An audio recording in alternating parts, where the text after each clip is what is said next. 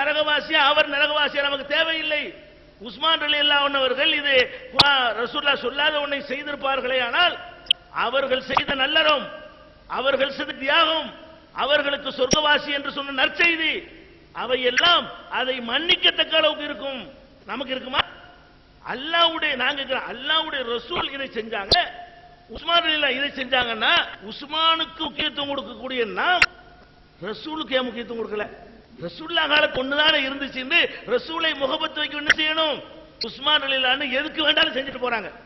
ரசூல் ஸல்லல்லாஹு அலைஹி வஸல்லம் எதை அமல்படுத்தினார்களோ அதைத்தான் செய்ய வேண்டும் என்று நாங்கள் சொல்லத்தான் செய்கிறோம். ஜும்மாவுக்கு 2 பாங்கு சொல்வது பிதஅத் என்று தான் சொல்கிறோம். உஸ்மான் நரகவாசியா என்று கேட்டு அது நாங்கள் சொல்ல மாட்டோம், சொல்லக்கூடாது. ஏன்? மூசா அலைஹிஸ்ஸலாம் அவர்கள் இடத்திலே சொல்லும் பொழுது சொல்லுவன் கேட்டான். என்ன கேட்டான்? வாலுல் குருனில் ஊலா. அப்பனா முந்தி போன ஆட்கள் செய்திலாம் என்ன அங்க கேக்குறான்.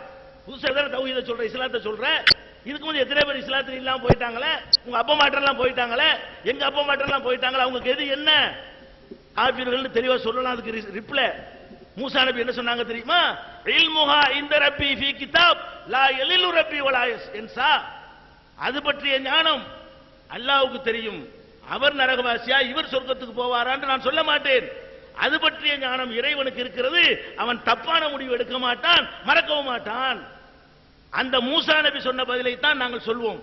உஸ்மான் ரலியல்லாஹு பற்றி கேட்டீர்களே, ஆனால் அது பற்றிய ஞானம் அல்லாஹ்வுக்கு இருக்கிறது. அதை விட தாண்டி சொல்வோம், சொர்க்கவாசி என்று சொல்வோம். ஏன்? உஸ்மான் ஃபில் ஜன்னா, உஸ்மான் சொர்க்கவாசி என்று நபிகள் நாயகம் ஸல்லல்லாஹு அலைஹி வஸல்லம் அவர்கள் தெளிவான வார்த்தையால் சொன்னார்கள். ஆனால் இந்த செயல் விதத்து தான், அதை அல்லாஹ் மன்னிப்பான். நாம ரசூலா உஸ்மானா, உஸ்மான மதிப்போம். நானா உஸ்மான் ஆண்டு வரும்போது உஸ்மான மதிப்போம். இவரா உஸ்மான் ஆண்டு வரும்போது உஸ்மான மதிப்போம். அபு ஹனீஃபாவா உஸ்மான் ஆண்டு வரும்போது உஸ்மான மதிப்போம். அல்லாஹ்வுடைய ரசூலா உஸ்மான் ஆண்டு வரும்பொழுது எங்களுக்கு உஸ்மான் பெருசா, அல்லாஹ்வுடைய ரசூல் செகண்ட் சொல்லுவீங்களா? இதுதான் எங்களுடைய வாதம். ஜும்மாவுக்கு 1 பாங்கு தான் சொல்ல வேண்டும், 2 பாங்கு சொன்னால் குற்றம், ரசூலுல்லாஹ்வுக்கு நேர் எதிரான யுத்தம். இதான் எங்க வாதம். அடுத்து என்ன? 3 தலாக். ஒருத்தன் ஒரு 3க்கு பதில் சொல்லிட்டோம் அவங்க சொன்னதுக்கு. அடுத்து என்ன? 3 தலாக். 3 தலாக்னா என்ன? ஒரு இடத்துல வச்சுக்கிட்டு தலாக் தலாக் தலாக்குங்கறான். மதுஹப் கிதாபுகளுடைய சட்டம் என்ன? தலாக் தலாக் தலாக் என்று சொன்னா 3 தலாக்கு முடிந்து விட்டது. 3 தலாக்கான ரிசல்ட் என்ன? திரும்ப அவளை கல்யாணம் பண்ண முடியாது, மீட்ட முடியாது. கல்யாணம் பண்றதா இருந்தால் ஒரு கண்டிஷனோட பண்ண முடியும்.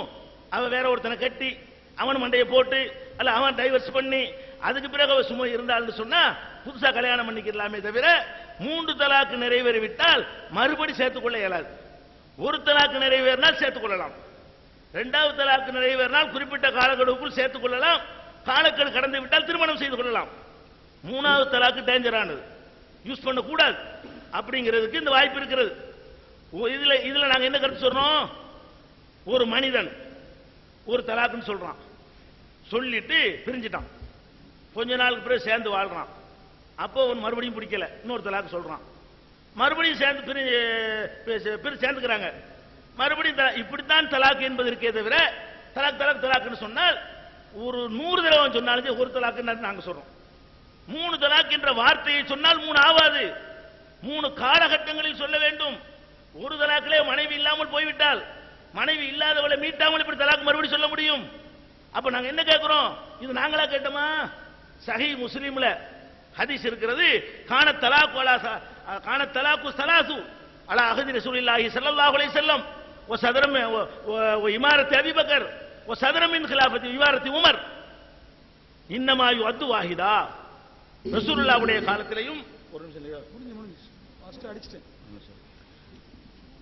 அன்புள்ள தோழர்களே, இப்படி விவாதம் நடைபெற்ற அது ஆக்கப்பூர்வமானது. ஒரு ஆண் ஹதீஸ், நம்ம ஒரு விளக்கம் உங்க ஒரு விளக்கம், மக்கள்லாம் வேலை வெட்டியெல்லாம் விட்டு வந்திருக்காங்க, நேரத்தை செலவழிக்கிறாங்க, அவங்க எவ்வளவு விஷயம் குர்ஆனை தெரிஞ்சுக்கிட்டு போவாங்க. இவ்வளவு பலன்கள் இருக்குது. அதை தான் நாங்கள் இவ்வளவு நேரம் கேட்டோம். நாங்க வச்சோம் குர்ஆனுக்கு இந்த விளக்கம், ஹதீஸ் இந்த விளக்கம், நீங்க ஒரு மார்க்கத்தை சொல்லுங்க, மக்கள் புரிஞ்சுக்கிட்டோம். குர்ஆன் ஹதீஸுக்கு கொடுக்கிற விளக்கத்துல யாருடைய சரியானதுன்னு புரிஞ்சுக்கிறட்டும். இதைத்தானங்க நாங்க எதிர்பார்த்தோம். 50ல இருந்து இதை செய்யலையே நீங்க. இதை நீங்க உடனே வாட்சி காமிச்சீங்க. இருக்கிறது ஒப்பந்தத்துல தமிழகத்தில் இருக்கக்கூடிய மதுஹபு, அதனாலதான் மதுஹபுல உள்ளெல்லாம் நாங்க போட்டோம். இதுக்கு ஒரு விவாதமா தேவை? அதை ஏற்கனவே தெரிஞ்சுதான் நீங்க எல்லாம் சொல்லிவிட்டீங்கல்ல, பேசிவிட்டீங்க, எழுத்துல எழுதிட்டீங்களே. சரி உங்க பிரகாரம் இதையும் மறுபடியும் சொல்றதுக்கு தான் ஒப்பந்தம் அப்படின்னு வச்சுக்கிறோமே, நீங்க என்ன செய்யணும்? பதில் சொல்றோம்னு சொன்னோம்ல, ஏன் காட்டல? ஏதாவது செஞ்சா செய்யணும். அப்ப சொன்னீங்க, பதில் சொல்றோம்னு சொன்னோம், இது வரைக்கும் காமிக்கல நீங்க, ஏன் காரணம்? அதே போல நம்ம ஒன்னும் சொல்லி இருக்கிறோம், இல்லாததையெல்லாம் சொல்லிக் கொண்டிருக்கிறீர்கள், கிதாபிலே இல்லாத வாசகத்தை எல்லாம் சொன்னீர்கள், அதை காட்டி விடுங்கள். நீங்க சொல்ற நாங்க ஒப்புக்கொள்றோம். காட்டலன்னு சொன்னா நாங்க சொல்றோம், நீங்க ஒப்புக்கொள்ளணும். மக்கள் இல்லாட்டியும் இருப்பாங்க, நீங்க எல்லாம் பட்டியல் போடுவோம் நீங்கல்ல, மக்கள் விலகி போவாங்க. இந்த மாதிரி தான் எல்லா கப்சாவும் இல்லாதான் சொல்லியிருப்பாங்க, மாத்தி மாத்தி வழங்கியிருப்பாங்க, மக்கள் அப்படிதான் வழங்கிட்டு போவாங்க. இந்த ஒண்ணுல புரிஞ்சிருவாங்க. எது இருக்கிறதோ அதை சொல்லுங்கள். அப்ப இதுவரைக்கும் நாங்க ஏன் கேட்டோங்கிறதும் இப்ப தெரியுதா மக்களே? ஏன் நாங்க கிதாப் கேட்டோம் தெரியுதா? இப்படிதான் இல்லாதே போலன்னு சொல்லுவாங்க. அதனாலதான் நாங்க வாசிக்க சொல்றோம், கேட்கிறோம். ஏன் இதுவரைக்கும் செய்வதற்கு தயங்குகிறார்கள்? உண்மை வெளிப்பற்றும். இது வரைக்கும் நம்ம சில பேர் ஏமாத்திட்டு போனோமே, அது பழிக்காம போயிரும் அப்படிங்கிற பயம் தான் அவங்களுக்கு காரணம். சரி, ஆரம்பத்தில் ஒரு கேள்வி வச்சோமே, இப்ப நீங்க சொன்னீங்க உஸ்மான் ரலியல்லாஹு தஆலா அன்ஹு வந்து ஒரு பாங்க உண்டாக்குனாங்க, அதையும் பின்பற்றணும், ரசூலுக்கு மாற்றமாச்சேன் நீங்க. அப்பதான் அதை வச்சுதான் ஒரு கேள்வி கேட்டோம், நாங்க தொடர் இல்லையே. அப்ப மார்க்கத்து இல்லாத ஒன்றை உற்பத்தி பண்ணிட்டாங்க. பிதாத்துவாதி. உங்க நிலை என்ன? ஒரு ஹதீஸ் அறிக்கக்கூடியவர் பிதாத்துவாதியா இருந்தால் ஏற்கலாமா, இருக்கக்கூடாதா? நீங்க சொன்னீங்க அது எல்லாம் தான் சொர்க்கம் கிடைக்கும், அந்த சப்ஜெக்ட் வேணாம், இருக்கட்டும். ஒரு பிதாத்துவாதி மார்க்கத்தில் இல்லாத புகுத்துறார், அவர் ஒரு ஹதீஸ் அறிவிக்கிறார், அதை ஏற்றுக்கொள்ளலாமா? ஏற்றுக்கொள்ளலாம் சொல்லி பண்ணுங்க, நான் விஷயத்தை முடிச்சு விடுவோம். ஏற்றுக்கொள்ள கூடாதுன்னு சொன்னா உஸ்மான் ரலியல்லாஹு அவங்க அறிவிக்கிற ஹதீஸை ஒப்புக்கொள்ளலாமா கூடாதா? பதில் சொல்லணுமே. ஆரம்பத்தில் வச்சோம். அதே போல உமர் ரலியல்லாஹு தஆலா தலாக் விஷயத்துல ஸல்லல்லாஹு அலைஹி வஸல்லம் அவர் நடைமுறைக்கு மாற்றமா செஞ்சாங்க. அப்ப அல்லாஹ்வுடைய ரசூலும் மாற்று செஞ்சுட்டாங்க, அவங்க சொர்க்கம் போயிடுவாங்க தான் மாறு செய்தாலும் அப்படிங்கிறீங்க. அது சப்ஜெக்ட் அப்புறம் வைப்போம். ஒரு சஹாபிய மாறு செஞ்சாங்க என்று சொல்றதுக்கு எங்களுக்கு நாவே வராதுங்க. நீங்க சொல்றீங்க, சரி அது சப்ஜெக்ட் அப்படி இருக்கட்டும். உங்க பிரகாரம் ஷரியத்துல ஸல்லல்லாஹு அலைஹி வஸல்லம் ஷரியத்துக்கு முரணான ஒன்றை கொண்டு வந்து இஸ்லாத்தில் புகுத்தி விட்டார் உமர் ரலியல்லாஹு அன்ஹு. இப்படிப்பட்ட நிலையில் உள்ள ஒருவர் அறிவிக்கிற ஹதீஸை ஒப்புக்கொள்ளலாமா? இது இந்த உலகம் சம்பந்தப்பட்டது. பதில் சொல்லுங்க. இதான் கேட்கிறோம்ல, எல்லாம் கேட்டுக்கிட்டு தான் இருக்கிறோம், பதில் சொல்றோங்கிறோம். ஏன் சொல்ல மாட்டேங்கிறத எங்களுக்கு தெரிய மாட்டேங்குது. அவங்க அதே போல நெஞ்சில கை கட்டுறது அப்படின்னு சொன்னாங்கல்ல, சிமாக்கு பத்தி யாரோ என்ன சொல்றாங்களான்னு சொல்லிக்கிட்டே இருந்தாங்க. உங்களுக்கு ஒன்றும் புரிஞ்சிருக்காது என்ன சொன்னாங்கன்னு. நான் தெளிவா சொல்லிடுறேன் பாருங்க. சிமாக்கு அது ஏன் அவர் பலவீனமானவர் தெரியுமா? அது ஒரு காரணம் சொல்லிடுறேன். அகமது இமாம் சொல்றதாக அபு தாலிப் சொல்றாரு, இது முதுத்தரிபுல் ஹதீஸ். ஹதீஸ் அறிவிக்கிறதுல தடுமாற்றம் செய்யக்கூடிய ஒருவர், தடுமாற்றம் உள்ளவர் யாரு? சிமாக்கு. அப்புறம் ரொம்ப தெளிவாவே இருக்குது எப்படிப்பட்ட விவகாரம்லாம் இது பண்ணுவாருண்டு. இப்னு அபி ஹைதமா சொல்றாரு, இப்னு மஹீன்ற சொல்லி நான் கேட்டேன், அவர்கிட்ட இப்னு மஹீன்ற ஒரு ஆள் கேட்டாராம், ஏங்க இந்த சிமாக்க வந்து எல்லாருமே லைஃப்ங்கிறாங்களே, குறை இருக்குங்கிறாங்களே, என்ன குறை அப்படின்னு அவர்கிட்ட கேட்டாங்களாம். அப்ப அவர் சொன்னாராம், அசனது அஹாதீஸ லம் யுஸ்னிதுஹா கைருஹு, மற்றவங்கெல்லாம் இன்னார் அறிவிச்சார்னு சொல்லாததையெல்லாம் இவர் சொல்வாரு, அவர் சொன்னாரு, இவர் சொன்னாரு, யாருமே அப்படி சொல்லியிருக்க மாட்டாங்க, இவர் ஒரு ஆள் மட்டும் அப்படி செய்வாரு, அப்படிப்பட்ட குறை இருக்குது. ஆனா அதுக்கு அடுத்து இருக்கு, ஆனா ஆள் நல்ல ஆளு தான், நல்ல ஆளா தான் நமக்கு என்ன? ஹதீஸ்ல இப்படிப்பட்ட குழப்பம் பண்ணுவாருன்னு சொன்னா எவ்வளவு நல்லா நமக்கு என்ன? ஆள் நல்லாரு, சொல்லுவாரு, நோம்பலாம் வைப்பாரு, அவர் நல்லவர் தான், ஆனா இந்த வேலை பார்ப்பாரு, ஹதீஸ்ல சொல்லாதேன்னு சொல்லுவாரு. அதான் நம்ம எடுக்கணும். ஹதீஸ் விஷயத்துல பிரச்சனை. ஷுஅபாங்கிறவங்க சொல்றாங்க இவர் லைஃப் பலவீனமானவர், யாரு? சிமாக்க பத்தி.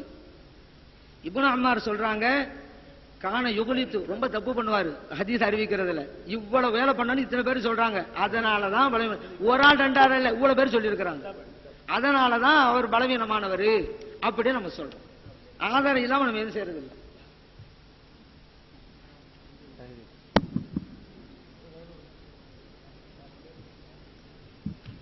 சகோதரர்களே,